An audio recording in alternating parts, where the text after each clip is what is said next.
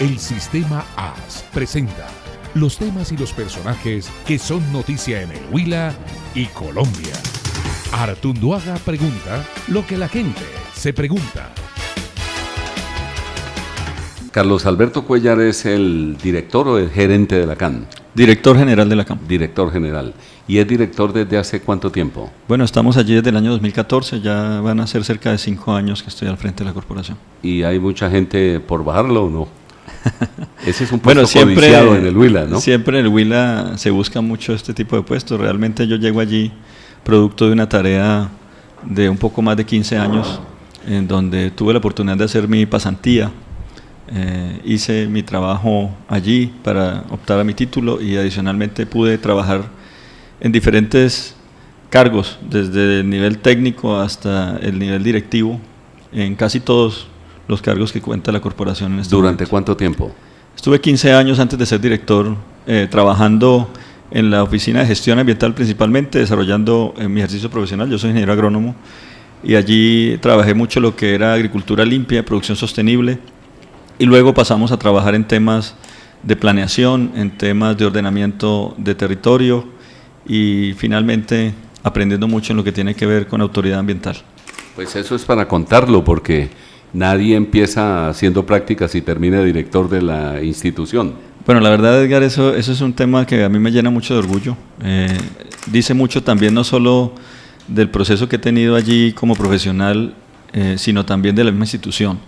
Creo que la corporación hoy por hoy se consolidó como una de las principales entidades a nivel nacional en términos de resultados, en términos de gestión y sobre todo con un equipo de trabajo que, debo decirlo, es motivo de envidia de muchas otras autoridades ambientales y también de otras instituciones públicas que nos piden mucho apoyo en el componente técnico, porque allí hay una experticia bastante valiosa. ¿Y cómo es la fórmula para hacer un buen equipo? Edgar, allí hay una tarea de muchos años, hay un reconocimiento al trabajo bien hecho de parte de un buen número de profesionales. A veces el trabajo bien hecho no gusta, en especial cuando uno hace autoridad. Los resultados demuestran que hemos venido consolidando un departamento mucho más amigable con el medio ambiente, que es nuestra tarea. Siempre he dicho que la corporación no es otra cosa sino un vehículo, un instrumento, una herramienta para llegar a ese objetivo final, que es el cambio de esa forma de pensar de cada uno de los huilenses. Realmente, por la misma formación profesional que tengo, siempre he creído que no cabe duda que el único que genera disturbios al ecosistema es el ser humano. Todos los otros actores de un ecosistema actúan conforme a la naturaleza, pero el ser humano no lo hace así. El ser humano lo hace con otros fines, con fines de explotación, de extractivistas, y por supuesto es la misma dinámica de la humanidad, pero debe ser siempre desarrollada de una manera respetuosa con nuestro medio natural, con nuestro entorno, y es lo que precisamente buscamos en este proceso. Para ejercer el cargo, me imagino yo que tiene muchas interferencias de grandes políticos, de gente poderosa, porque usted resulta metiéndose con todos. ¿Cómo logra su independencia? Edgar, hay un tema importante. El tema ambiental se ha vuelto hoy por hoy en un tema de primer nivel a nivel nacional. Por supuesto, nuestra región es diferente. Y hay una realidad, y es que en el tema ambiental confluyen un buen número de sectores de la producción. Y ello, como usted lo dice, genera, por supuesto, a veces cierta molestia en algunos sectores que normalmente no percibían el ejercicio de la autoridad ambiental como una necesidad. Siempre he sido reiterativo en el hecho de que la corporación no existe para sancionar. Lo que quisiéramos es coexistir con los ambientes de la producción para poder garantizar estrategias de gestión ambiental que logren un desarrollo productivo armónico con el medio natural. Y ese solo hecho hace que una persona o una empresa no resulte entendiéndose, digamos, en temas de autoridad, porque simplemente lo que hace es dar cumplimiento estricto a lo que la normatividad dice. En ese sentido, por supuesto, siempre genera cierto nivel de inquietud en toda la comunidad el accionar de la corporación, pero como lo digo, lo que hemos venido tratando de hacer es una tarea muy objetiva y de la mano con un equipo de trabajo bien fuerte y valioso como el que tenemos. ¿Pero tiene la CAN suficientes dientes para hacerse respetar? Bueno, hay un tema allí, Edgar, que pues lo digo ya en el escenario de conocimiento que tengo de un poco más de 20 años en este ejercicio, y tiene que ver con que pues estamos hablando de población colombiana, ¿no? Y el colombiano por naturaleza pretende ser o ajustarse a algunos marcos legales bajo mecanismos coercitivos, cuando debería ser más bajo mecanismos educativos y de autogestión. Y ello hace que nosotros en nuestro ejercicio sintamos que los dientes no llegan hasta donde deberían estar, porque nosotros imponemos medidas administrativas, somos una autoridad de ese carácter, pero a veces la gente no reconoce la autoridad bajo ese ámbito, y por ello entonces tenemos que interactuar con otras autoridades a las cuales normalmente se les tiene cierto nivel de respeto, como las autoridades policivas u otras. La verdad, siempre he sentido que el ejercicio de autoridad ambiental, y ha sido una propuesta que hemos realizado siempre, debiera realizarse más con un liderazgo de carácter policivo, porque adicionalmente hay que decirlo, y hemos tenido esas situaciones, nuestro personal también en buena parte de situaciones ha tenido inconvenientes también de carácter, digamos, de orden público, precisamente por la acción que realizamos. Lo que decide la CAN, ¿alguien puede acudir a una instancia distinta, superior, para cuestionarlo? Sí, claro que sí, siempre hay instancias, Edgar. Nosotros tenemos allí como le digo, unas actuaciones administrativas. Lo que hemos venido tratando es de mejorar en ese aspecto. Yo siempre semejo un poco el accionar en lo ambiental con lo que ocurría en algún momento con el tema del transporte, o mejor, con el tema de tránsito. Y es que recordemos que cuando no teníamos este CIMID y toda esta sistematización, pues la gente prácticamente hacía lo que quería, ¿no? Y le valía poco que fuera multada o sancionada. Yo creo que hoy hay esa misma transición en el tema de la CAM como autoridad. Nosotros estamos poniéndole mucho peso a lo que tiene que ver al cobro efectivo de esas multas que estaban allí. Estamos poniéndole mucho peso también al tema de terminar procesos sancionatorios que venían allí, y adicionalmente también verificar cumplimiento de aspectos que consideramos relevantes de cara a la sostenibilidad de nuestro medio natural. Un tema espinoso, el Quimbo. ¿En qué va el asunto? ¿En qué van las quejas, los reclamos de los huilenses y la respuesta de ENMESA? Bueno, Edgar, nosotros hemos sido siempre muy beligerantes en términos de lo que nos corresponde administrativamente, dando a conocer la condición técnica particular que ha tenido Quimbo a lo largo de su historia reciente. Estoy hablando de los últimos 8 años aproximadamente, desde el mismo proceso de otorgamiento de licencia, y allí hemos tenido diferentes momentos. Yo siempre he considerado que hay que pasar la página en algún momento. En este caso particular, Quimbo es un hecho, más allá de toda la oposición, tanto social o a veces institucional de lo que haya ocurrido. En este momento tenemos un proyecto que es un hecho, y que lo único que estamos solicitando como autoridad regional en aspectos ambientales, y también como huilense, si se quiere, es que se le cumpla a la población. Allí hay una cantidad de imposiciones, obligaciones, que aún no han sido cumplidas oportunamente por la compañía, tanto en temas ambientales como en temas sociales. Algunos, por supuesto, no son de competencia de la corporación, pero lo que queremos es tener una interacción con esta empresa operadora de cara a que se le dé cumplimiento total a las exigencias, y sobre todo oportuna, porque no cabe duda que se ha venido cumpliendo, pero la oportunidad en el cumplimiento es otro factor determinante también en este tipo de proyectos. Para muchos huilenses o algunos observadores, estamos como suplicando que cumplan sin ponerlos realmente de manera coercitiva a cumplir. Bueno, Edgar, nosotros siempre hemos querido que el ambiente, desde la autoridad que compete este asunto, que es la Autoridad Nacional de Licencias Ambientales, fuese un poco más estricto.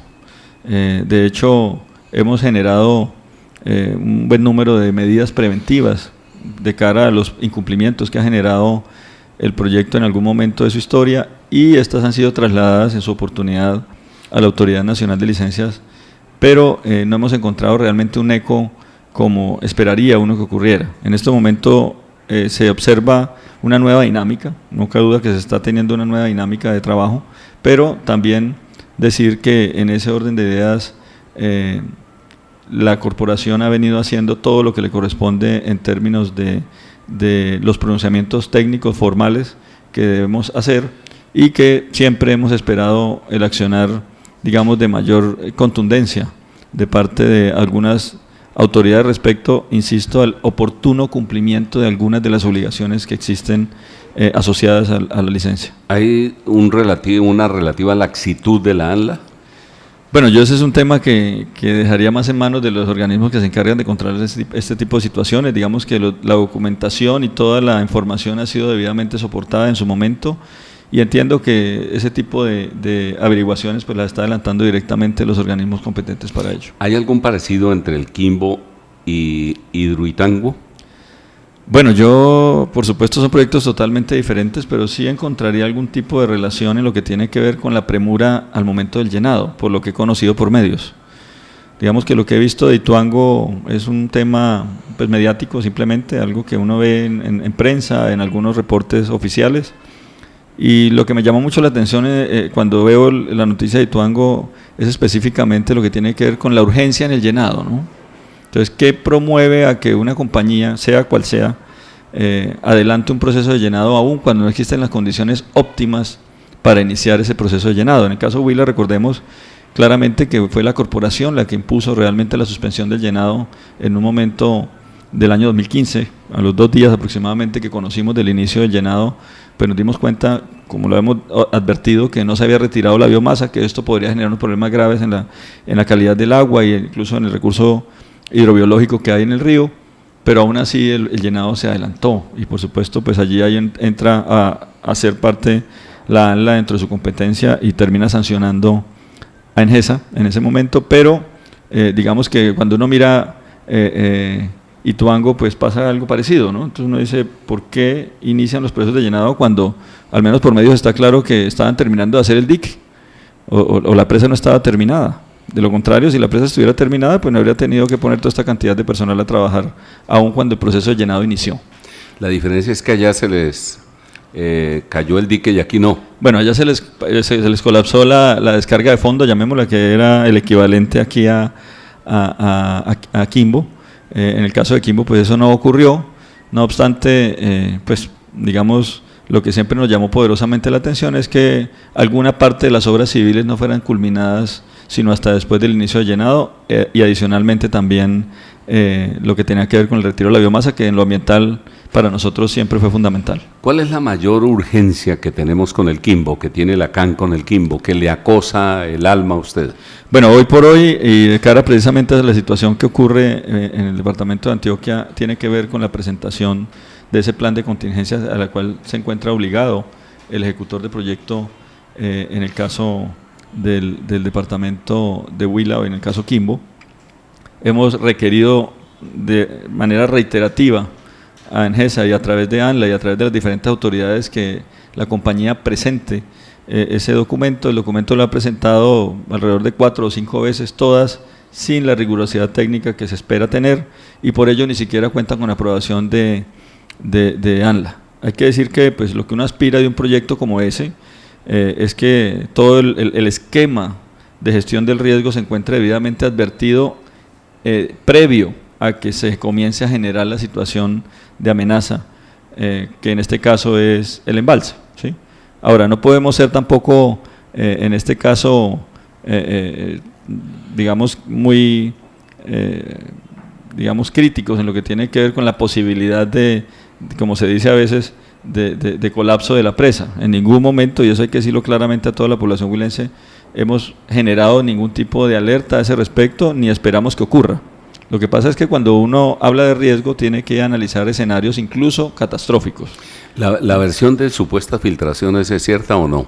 Bueno, esa situación se dio, Edgar, en algún momento. Entiendo que la compañía entró a hacer algunos esquemas que ellos llamaron de mantenimiento, a lo que ellos llaman túneles de galería, y en la situación de filtraciones en el punto de dique siempre han estado allí desde el inicio del llenado. Hubo una cantidad de videos que se filtraron por redes sociales en algún momento, la gente lo recordará, y hicimos unas verificaciones. Allí lo que encontramos es que había unos caudales de filtración. Allí hicimos unas reuniones de orden nacional con expertos del Ministerio de Minas, con expertos del Ministerio de Ambiente, hace unos 2 años, aproximadamente 3 años, y allí lo que nos informaban es que las filtraciones son algo normal en una presa, hasta ciertos niveles, los niveles estaban claramente definidos y los niveles de filtraciones para el caso Quimbo estaban por debajo de lo que se espera que sea crítico.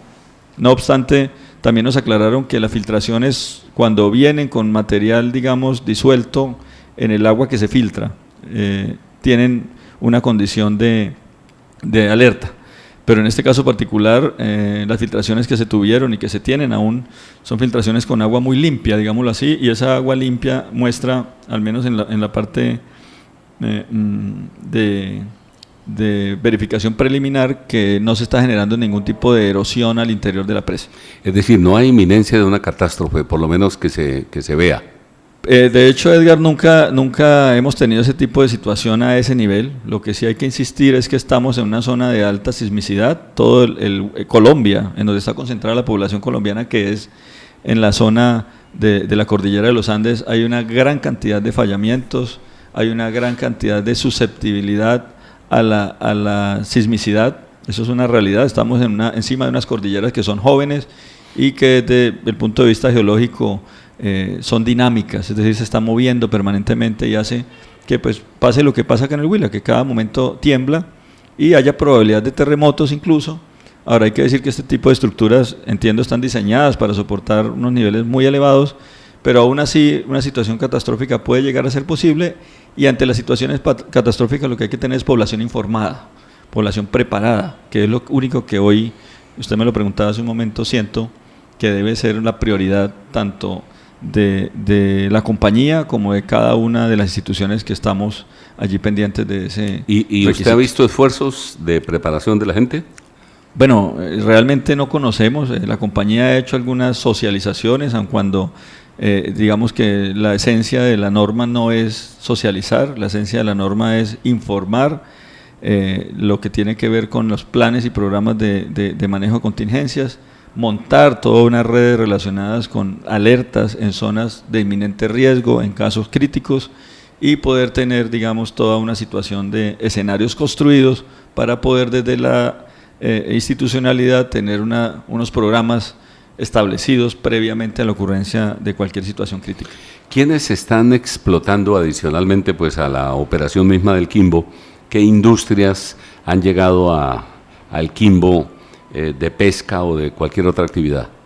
Bueno, Edgar, yo no conozco, digamos, en este momento esta situación particular. Lo que definitivamente sí previmos desde el momento del licenciamiento es que iba a haber una fuerte presión social de cara a ese nuevo espejo de agua que iba a quedar allí, y que seguramente se requería un ordenamiento pesquero y acuícola del área inundada. En eso hay una exigencia en la licencia y la compañía está obligada a adelantar ese ordenamiento, adicionalmente a unos ejercicios también de monitoreo de calidad de recurso hídrico y otras variables que están allí establecidas. Digamos que hasta tanto no se tengan esos planes de ordenamiento pesquero y acuícola, cualquier actividad que se pretenda desarrollar en el espejo de agua pues puede ser considerada ilegal o no permitida, y por tanto hay que proceder a eliminarla. Estamos hablando con el ingeniero Carlos Alberto Cuellar, quien es el director de la CAN. En gran resumen sobre este tema del Quimbo, hoy diríamos que estamos volteando la página sobre los peligros, estamos más calmados sobre eso, la gente está más tranquila, o hay cosas para no chulear todavía. Bueno, siguen habiendo, Edgar, algunos pendientes de cumplimiento en términos de compromisos de compensación. En temas de riesgo, el riesgo siempre va a estar ahí. Desde el momento que el embalse se construye y se obstaculiza el cauce y se llena un embalse de esa magnitud, por supuesto se genera un factor de riesgo, y ese no podemos obviarlo en ningún momento. Siempre va a estar allí, con una, digamos, baja probabilidad de ocurrencia de una situación catastrófica, muy baja, prácticamente nula, y esperamos es que haya una mayor interacción de parte del ejecutor del proyecto con la comunidad para poder generar esos espacios de conocimiento. ¿Los huilenses estamos acogiendo bien su propósito de la educación ambiental? Edgar, yo creo que venimos en un trabajo bien importante, y es un trabajo que arranca desde la casa de cada uno, desde nuestro núcleo familiar. En el caso particular de la CAM, la esencia de nuestro plan de acción que construimos para este cuatrenio es la construcción de una cultura del huilense que respeta a su medio natural. Y a ese tipo de huilense lo que hicimos o lo hemos querido llamar opita de corazón. Es un huilense que ama su ciudad, que ama su barrio, que ama su conjunto donde vive, que ama su escuela y que adicionalmente respeta todos los espacios y el entorno natural del cual forma parte. Mire que cuando se exigen muchas acciones por parte de la autoridad ambiental, si uno va al origen del problema, se da cuenta que el origen está en la cabeza de cada una de las personas.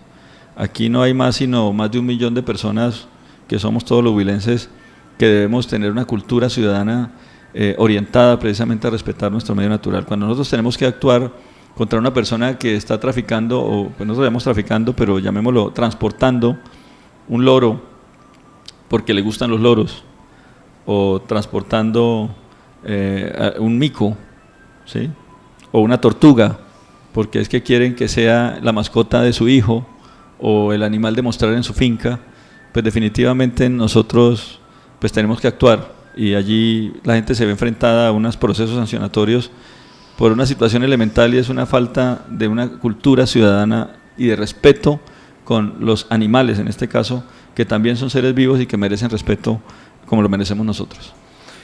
Pero tenemos los recursos para una muy buena campaña, ¿y cuál es el balance de la que usted viene haciendo? Bueno, Edgar, nosotros en Opita de Corazón tenemos una tarea muy importante. Nosotros traemos ya más de 300 empresas que han sido vinculadas a este proyecto.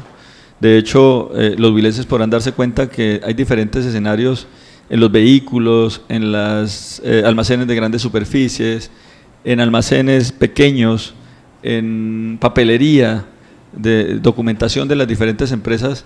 Lo que estamos encontrando es este logo, esta marca de región. Lo que queremos es que donde se encuentre esta marca de región de Opita de Corazón, que no es una marca de la CAN, es una marca de huilense que ama su naturaleza, vamos a encontrar armonía con el medio natural. Y hoy, insisto, son más de 300 empresas las que están vinculadas al programa. Tenemos también un grupo de jóvenes de ambiente que es el más sólido a nivel nacional. Tenemos un grupo muy bien consolidado, con diferentes representaciones a lo largo y ancho del departamento, y adicionalmente tenemos una tarea importante en senderismo. Hoy estamos terminando de consolidar nuestro segundo sendero ambiental de interpretación ambiental en nuestra sede principal en Neiva. Es un sendero que aspiramos poner al funcionamiento a finales del mes de julio. Es un sendero donde queremos que los niños, los jóvenes, los adultos, los empresarios lleven y vayan allí y participen de procesos de educación y encuentren un escenario para conocer y amar el medio natural. Hay algo importante, Edgar, en la educación, y es que nadie ama lo que no conoce, y lamentablemente los huilenses no conocemos nuestro medio natural. No sabemos que tenemos 6 parques naturales regionales, no sabemos que tenemos unos distritos de manejo integrado que son únicos a nivel nacional, que tenemos una representatividad de ecosistemas desde páramos hasta desiertos.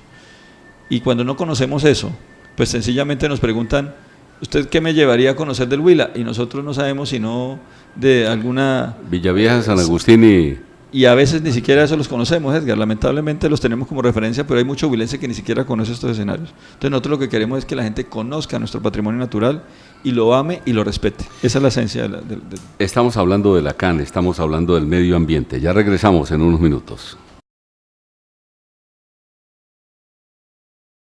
Que la gente conozca nuestro patrimonio, lo ame y lo respete. Esa es la esencia Estamos hablando de la CAN, regresamos en unos minutos.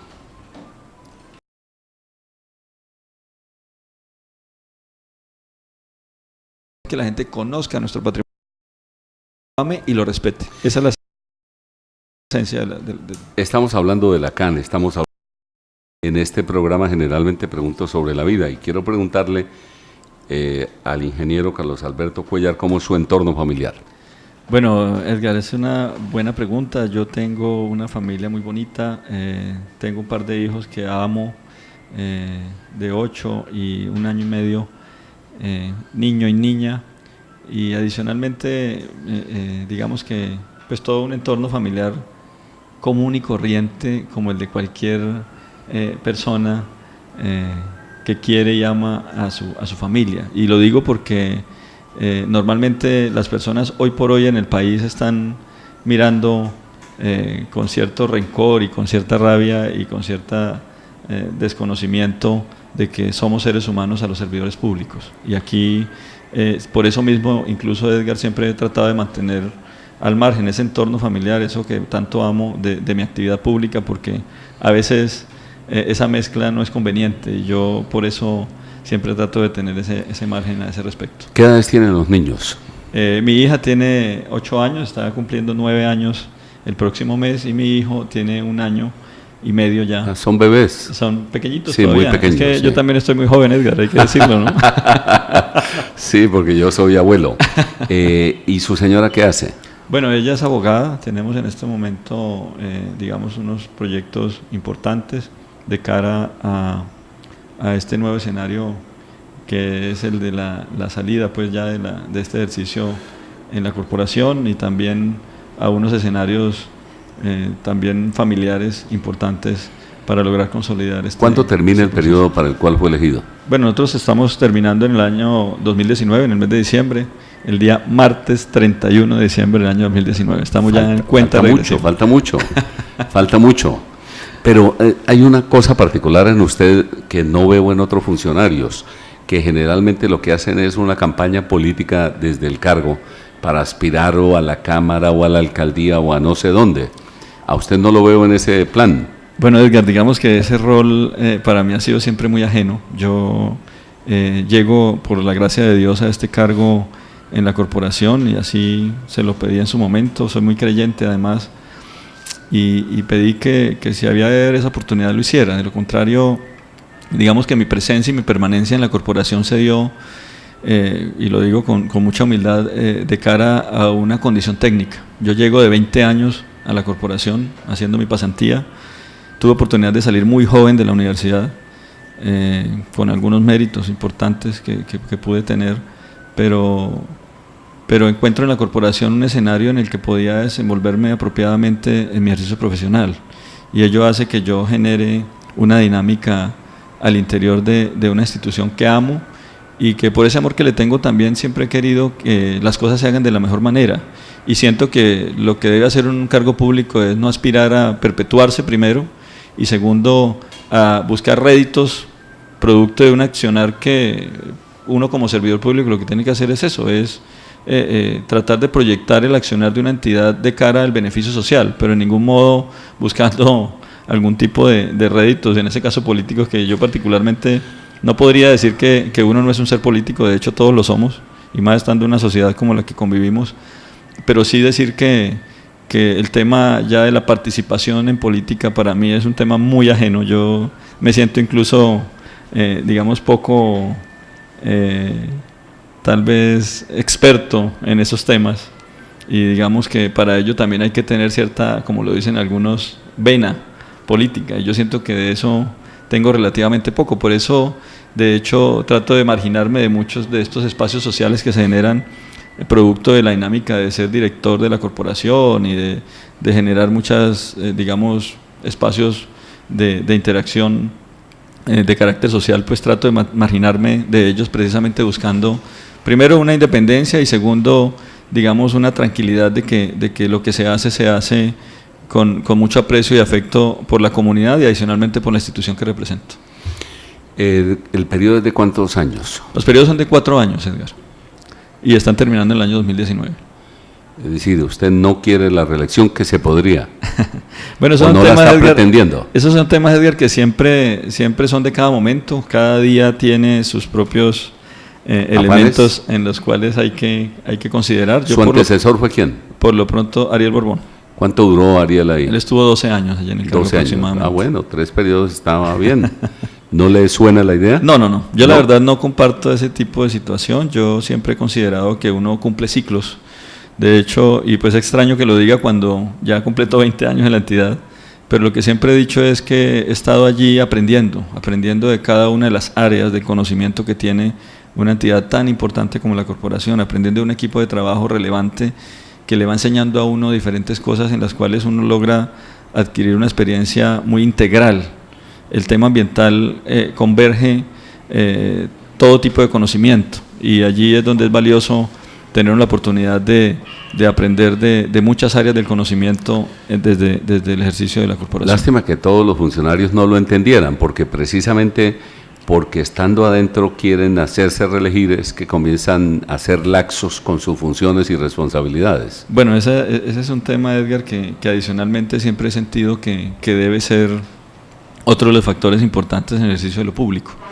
O sea, uno debe efectivamente dedicarse a hacer cumplir una cantidad de escenarios de cara como se habla en la gestión integral de las instituciones, de cara a la satisfacción del cliente. Y en este caso el cliente es cada uno de los huilenses, y lo que queremos es tener una empresa cada vez más empoderada de estos temas. Yo conocí la CAR en Cundinamarca y decían que el poder era equivalente al que tenía el gobernador de ese departamento.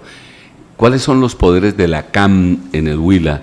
¿Cuál es su paquete burocrático? ¿Cómo es la organización? ¿Cómo es la empresa? Bueno, nosotros en la corporación tenemos dos líneas estratégicas grandes. Digamos que, por supuesto, por esa convergencia de elementos y sectores de la producción en el tema ambiental hace que eventualmente, si se administrase de manera inapropiada, pudiera generar algún tipo de escenarios, digamos, difíciles de cara a desarrollos u obstáculos que puedan haber en ciertos sectores. Nosotros en la corporación tenemos dos líneas específicas. Una tiene que ver con la gestión ambiental propiamente dicha, en donde hacemos promoción de acciones para la conservación, y la otra de autoridad ambiental. En esa línea de autoridad ambiental, que es la que no gusta mucho, es donde tenemos que imponer sanciones, donde tenemos que verificar cumplimiento de medidas normativas, y donde estamos, creo, construyendo lo mejor en términos de lograr que la población se dé cuenta que hay que cumplir un escenario normativo para poder lograr unos escenarios de mejora en nuestro ecosistema y en nuestro entorno natural. Esa es una realidad que tenemos hoy. Entonces quedamos en que usted no va a aspirar por ahora a otros 4 años. No lo creería, Edgar, la verdad. ¿Usted llegó con la ayuda política de quién al cargo? Bueno, yo el primer político que tuve allí al frente mío fue a Dios, ¿sí? Y siempre lo pedí así. Pero Dios no elige. Él no elige. Eligen unos personajes públicos de la política. No, pero en este caso particular, Edgar, no es así. Digamos que las corporaciones, y por ello creo que es la única entidad del orden nacional que aún subsiste en el ámbito nacional, o sea, la figura de las corporaciones autónomas regionales, precisamente porque allí, en ese grupo, en ese cuerpo directivo, cohabitan sectores de la producción, cohabitan grupos étnicos, cohabitan también algunas representaciones de entidades públicas, que en este caso son los alcaldes, representación del gobierno nacional, que no es mayoría como en la mayoría de entidades públicas, ¿sí? Entonces aquí digamos que realmente tenemos un ente descentralizado y con, dicho sea de paso, unos miembros de consejo que son, a mi juicio, uno de los factores primordiales adicional de nuestro equipo de trabajo que ha contribuido en que la corporación se posicione como una de las mejores a nivel nacional, y es el hecho de que allí no existe presiones de ningún tipo, y al momento que usted me lo dice, Edgar, sobre mi elección, yo tuve, y por eso hablaba de Dios, una bendición grande, y es el reconocimiento a 15 años de trabajo. Yo creo que ese fue mi principal factor para que en algún momento el grupo de consejeros de la corporación tomaran la decisión de inclinarse por mi hoja de vida, una hoja de vida que daba cuenta no solo de la experiencia, sino también del amor por una institución en la cual me creé y que sigo amando muchísimo. ¿Usted venía siendo subdirector? Sí, señor. Yo ascendí inicialmente a una de las subdirecciones, luego estuve en otra subdirección y luego también ocupé cargos en encargo en la oficina de planeación también de la corporación, en alguna dirección territorial también. Y en todos, como lo decía Edgar, aprendiendo muchísimo de todo el personal que tenemos. Vuelvo a preguntarle sobre la CAN, las áreas protegidas, ¿qué son? ¿Cuántas hay en el Huila? Bueno, Edgar, esto es lo más bonito que tiene el Huila y que muchos no conocen. El Huila tiene cerca de 1.870.000 hectáreas y de ellas tenemos el 30% declaradas como área protegida. Y esa área protegida implica, y son áreas declaradas por la Corporación Autónoma Regional, por el cuerpo directivo, por el consejo directivo, y allí ese 30% del territorio, que son cerca de 500.000 hectáreas, no se tocan, ¿sí? Y no se tocan por ningún tipo de actividad humana. Son áreas declaradas en preservación. y eso garantiza el abastecimiento de casi cada una de las 37 cabeceras municipales al interior de esas áreas protegidas. En esas áreas protegidas, en cerca de 500.000 hectáreas, tenemos 120.000 hectáreas de páramos. Y esas 120.000 hectáreas de páramos están en condición de total conservación. Cuando uno habla de páramos, se remite a veces a la zona papera de Boyacá, a la zona de Santander, a la zona de Cundinamarca, donde veo hasta ciudades en zonas de páramo, municipios en zonas de páramo, Cebolla, Papa. En el Huila no hay ni vías. Y no hay vías por culpa a veces de la corporación. Y digo por culpa porque a muchas comunidades campesinas no les gusta. A un campesino no le gusta que la CAN se oponga a un permiso vial. A veces los mismos alcaldes pretenden hacer gestión por sus comunidades para que podamos aperturar una vía, dicen ellos, y pues nosotros lamentablemente pues no podemos dar ese tipo de permisos porque hemos declarado unas áreas con otro fin, que es el interés colectivo, y es la conservación para la producción de recursos hídricos. Hoy tenemos en ese sistema de áreas protegidas 27 parques naturales municipales también que han sido iniciativa de los alcaldes, y una red que es la más sólida a nivel nacional, Edgar. Tenemos 30% del territorio blindado a cualquier actividad minera, energética, cualquier actividad de hidrocarburos, que es algo que ya es un hecho importante en la conservación de nuestro departamento. Esa es la teoría, lo legal. ¿Hay ilegalidad? Edgar, digamos que siempre hay ese tipo de situaciones. Hay una realidad para las áreas protegidas, y es que esa condición de declaratoria, digámoslo, tan preventiva que se ha hecho, ha permitido que la intervención sobre las áreas de interés ecosistémico real, que son las partes más altas, no exista. Entonces, digamos que las zonas de mayor interés en términos ecosistémicos está en total conservación porque ni siquiera hay vías de acceso, porque se ha generado un trabajo de la mano con la fuerza pública, con la policía, con el ejército, con la fuerza aérea, que en este momento trabajamos la burbuja ambiental, también con la Fiscalía, CTI. Estamos articulando acciones para poder lograr detener cualquier tipo de frente. La ilegalidad siempre va a estar ahí, pero digamos que la magnitud de esa actividad ilegal, como veo a veces casos en Chocó, en Antioquia, en donde hay maquinaria pesada metida por allá en estas zonas, en el caso Huila es cero. En el Cauca nomás hay retroexcavadoras. De hecho, Edgar, hay algo importante. Mira, nosotros tenemos en el Huila, con el último reporte que generó el IDEAM, nos está ubicando como uno de los últimos departamentos en términos de deforestación. Y hay un dato muy relevante, y es que todos nuestros vecinos están en los primeros lugares de deforestación. Todos, Caquetá, Cauca, Putumayo, el mismo Meta, en algunos sectores de la Macarena, ¿sí? Cundinamarca, en algunos sectores. Y Huila está en los últimos lugares. Y eso implica que venimos haciendo una tarea juiciosa en conservación.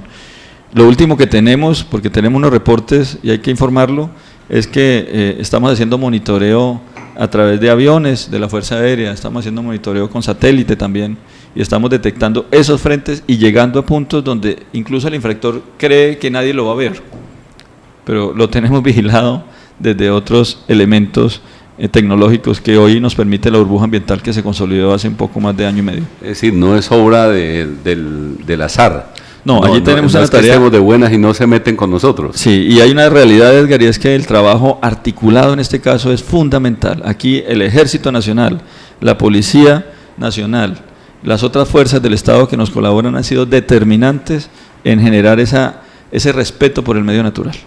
Otro asunto, los asentamientos en Neiva y seguramente en otras ciudades. ¿Cuántos son? ¿Cómo son? Porque lo que vemos es que la gente se toma los sitios, los lugares, los políticos le toman el pelo a eso y después consiguen autorizaciones.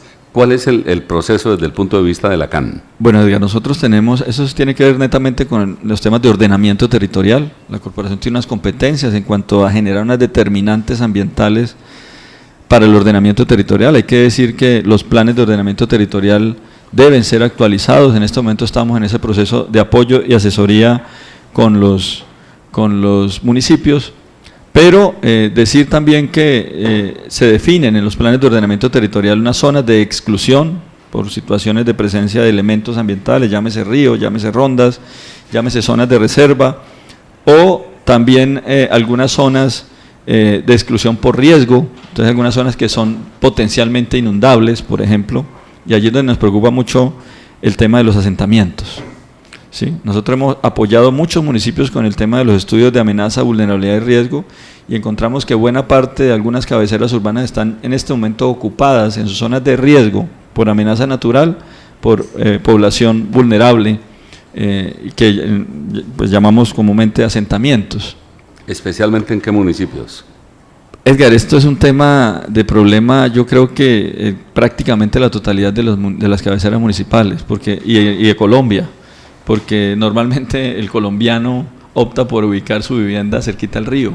¿Sí? Incluso tenemos muchas canciones, bambucos, que hablan de la chocita a la orilla del río. Y entonces nosotros aquí lo que hemos venido advirtiendo a través de estos estudios es que esta población debe primero dejar de crecer, porque lamentablemente a medida que pasan los años se van consolidando aún más estos escenarios de inadecuado uso de las zonas urbanas, pero adicionalmente unos planes de reubicación. Mire que la norma en Colombia es fundamental en eso. Lo que se dice es que todos estos programas de vivienda que oferta el Estado deben darle prelación a la población que se encuentra en situación de vulnerabilidad por riesgos como estos. Son amenazas que, guardadas proporciones, pueden llegar a ser similares a las que tuvimos lamentablemente en Mocoa. Entonces, cuando identifica un riesgo y se lo comunica a una autoridad municipal o regional o nacional, lo que busca es que se generen escenarios de gestión para que esta población salga de esas zonas.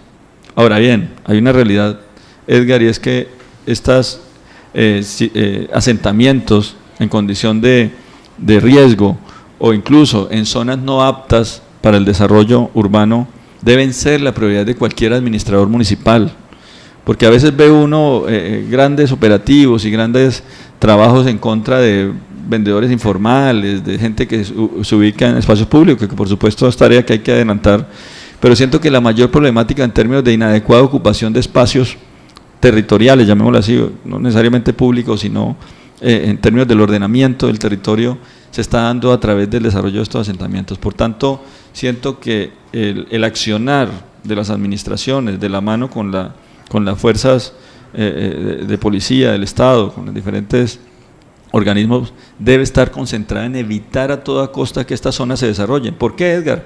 Porque cuando se van consolidando estos asentamientos, lo que termina desembocando ello es una problemática ambiental.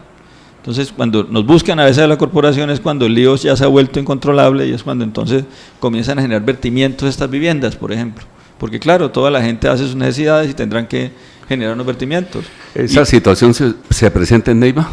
Sí, claro, nosotros conocemos, por supuesto, que Neiva tiene una cantidad, que lo ha reportado la misma administración municipal, grande de población en zonas asentadas, en zonas de vulnerabilidad. Tenemos una población muy amplia en la ciudad de Neiva. La cifra supera las 6.000 familias que se encuentran en zonas de alta vulnerabilidad por estar en zonas de amenaza. Y también estamos hablando de otra población también que se está desarrollando en zonas no indicadas por el plan de ordenamiento. Digamos que allí lo que se debe hacer es un ejercicio de control urbano, y es un tema, insisto, no estrictamente de la ciudad de Neiva, ni estrictamente de una administración en particular. Esos siento que deberían ser políticas de Estado y por supuesto de gobierno permanentes, que lo que hagan es impedir a toda costa que los escenarios de desarrollo de esas áreas se sigan consolidando, porque conocemos las necesidades de la población, pero también sabemos que hay otros mecanismos para que se desarrolle de manera apropiada esa población. Cuando usted dice que puede pasar lo que ocurrió, la tragedia que ocurrió en Mocoa, ¿está pensando en qué municipio, en qué momento, en qué ciudad?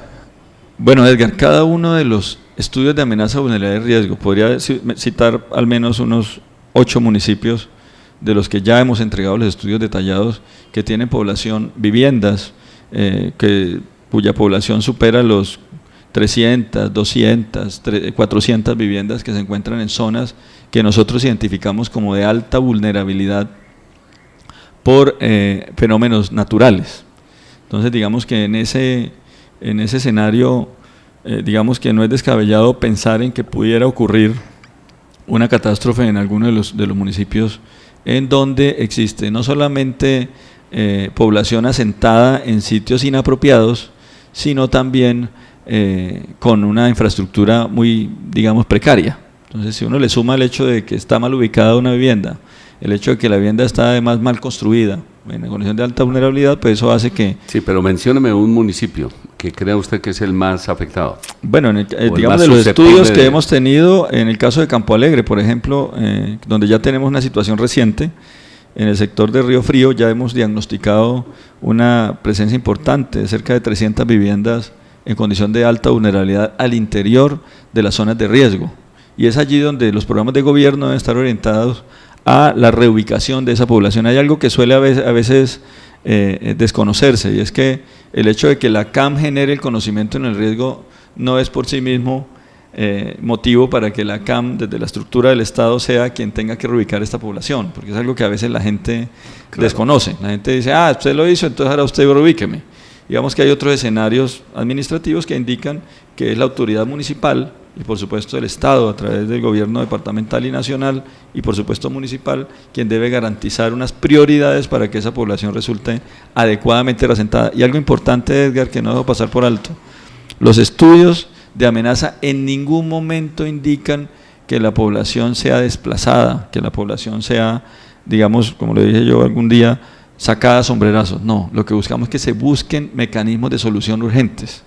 Los estudios que entrega la corporación no es para que la gente resulte desalojada, los estudios son para que se busquen soluciones por parte del Estado a esa problemática.